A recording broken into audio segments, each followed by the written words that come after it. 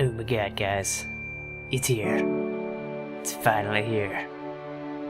I did have plans to record some Sam & Max in recent times, but unfortunately I never found enough time to sit down and record more than a single episode at a time. You may have noticed even the Morrowind video was only 12 minutes long. I don't think that would have made a good Sam & Max video. But no, I wasn't going to not play this today.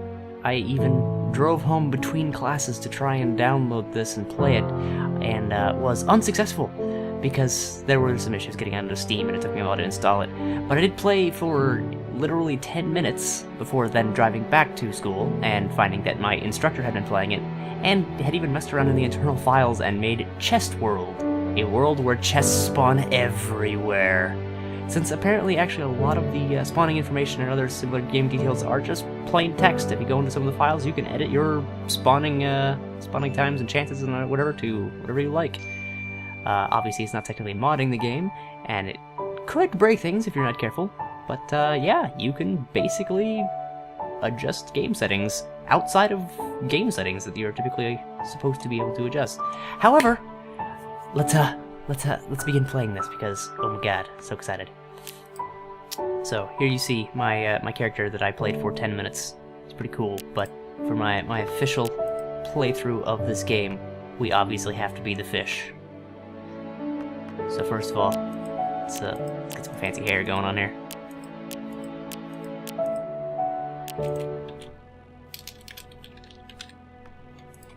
And there we have it, ladies and gentlemen. We have Unter von Fish.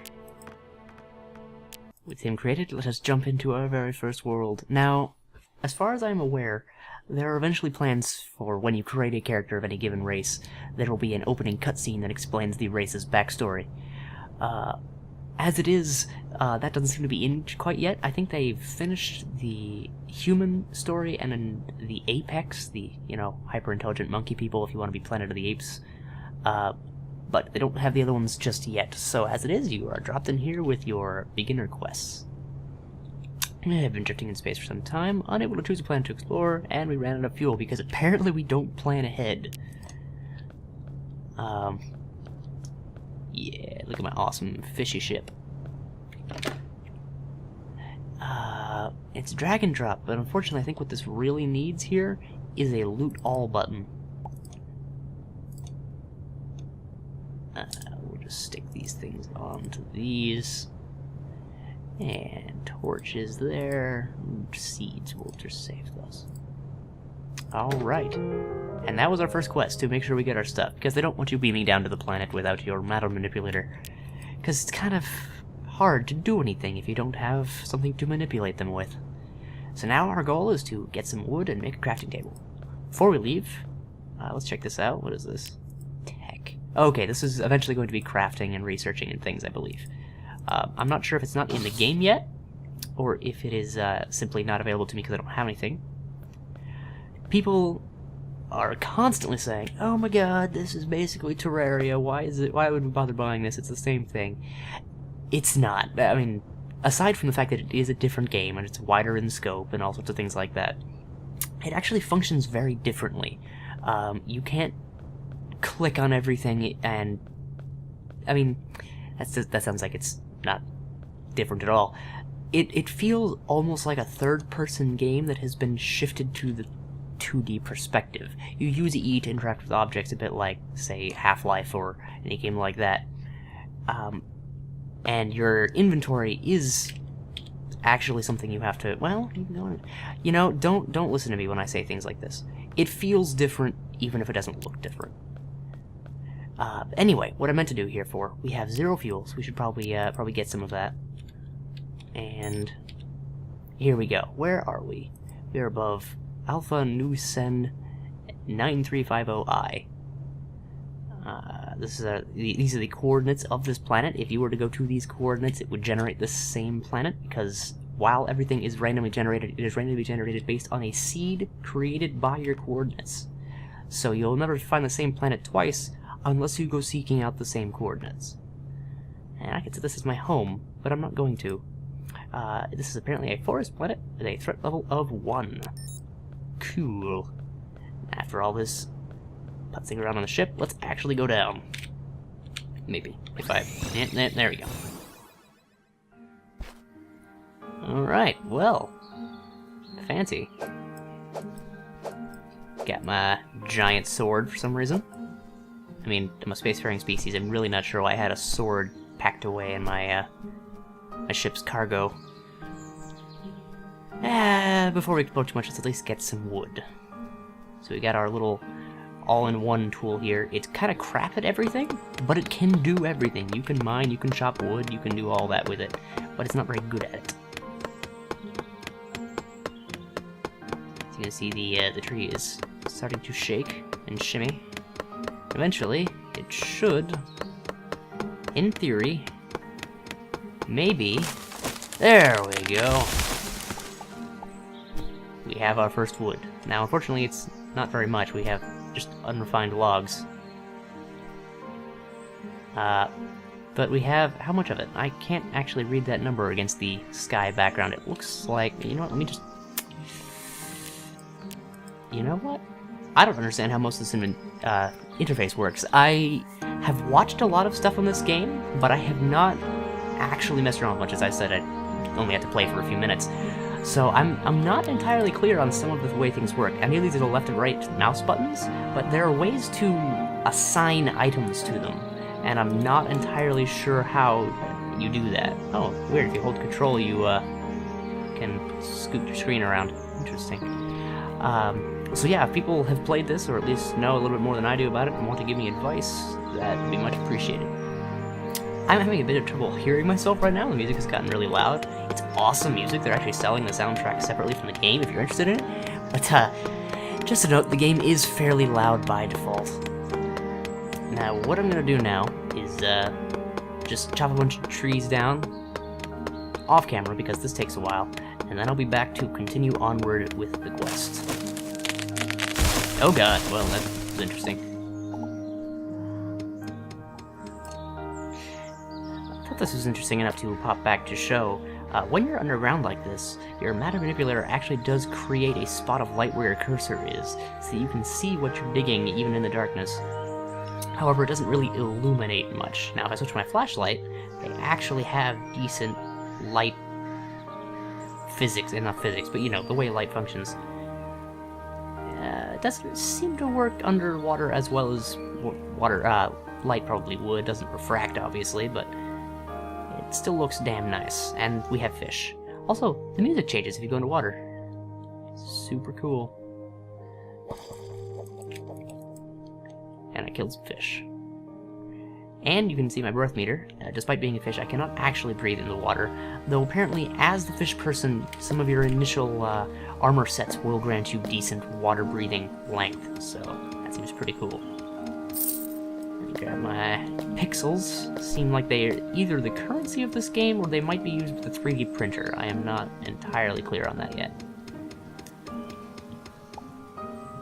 Something else of note, your matter manipulator can, if you angle it correctly, dig or affect 4 blocks at once, which I don't believe tools can, but since it's so slow, it's not actually more efficient, so yeah, interesting little trade-off there. And to rain. There are, like, functioning water physics in this game that I've seen. They have, like, water pressure. Water will try to equalize itself between 2 areas if the oxygen can escape from either one, that sort of thing. So, the actual, like, simulations in the game are pretty dang nice. They even have gravity that can change based on the size of the planet you're on. And the shape of the planet matters too. There are round planets that you can completely circumnavigate, as well as larger planets that are basically infinite because they're so large they didn't really bother to build all the way around them. Or, you know, include an option to go all the way around such massive planets. Now, I'd like to get out of here, but apparently there's no staircase, so let me see if I can pop open basic crafting. This is the C button. Awesome. I can make wood planks. I think that seems like a decent option. We'll go to max. I can make how many of these? Well, let's click away. How many of these can I make? I have 24 wood, and it looks like 1 wood makes 3 planks. So if I make 24... Yes, crafted all of my wood into planks. And let's craft a wood platform. Select this. I should see... Oh, interesting. First of all, I cannot see crap in here, so let's get a bearing on what I'm doing here. Oh, I have a torch. Let's, there we go. As you can see, there is actually a color of your little animator's laser that tells you whether or not you are able to place something. Let's see what happens if I place this underwater. No, just immediately breaks. Okay, interesting. But, yeah, you can tell whether or not there is a means of placing an object by the color of that. So obviously I can't place it into a solid surface, but I can place it right here just fine, but not inside of the vine. There we go. We have our wooden platform. Just like Terraria, they are jump-upable, jump-downable, and actually look very spiffy. I love my guy's stance. He's like, hey guys, I'm awesome. Yeah. Anyway, I'm gonna go back to resource collecting, and if I see anything interesting, I will... Ooh. Apparently I'm getting peckish. I will have to find food soon. But I'll get to that when I get to that.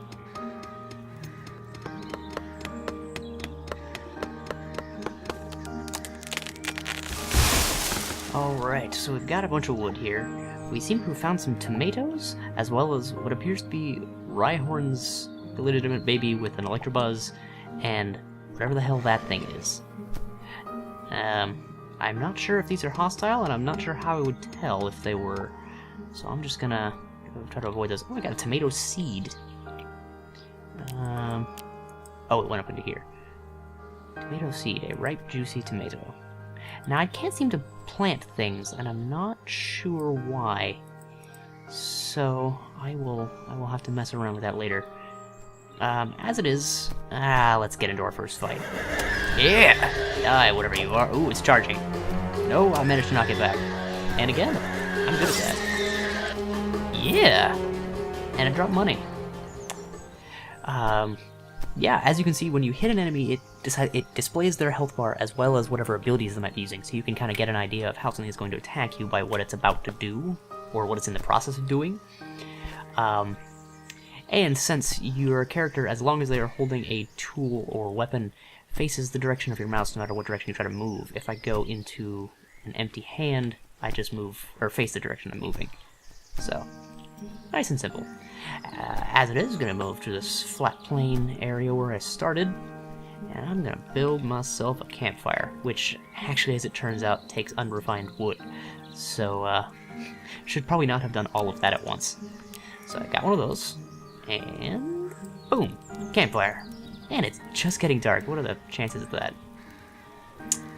I think that's good progress for one day. I think I'm going to call this episode here. I don't know how much time I've shaved off by having those times where I, did things without talking, since I'm looking at my Audacity time for how long I've been going. But I will call it this time, and next episode we will complete the crafting quest and probably build a bow, and we'll see how that works.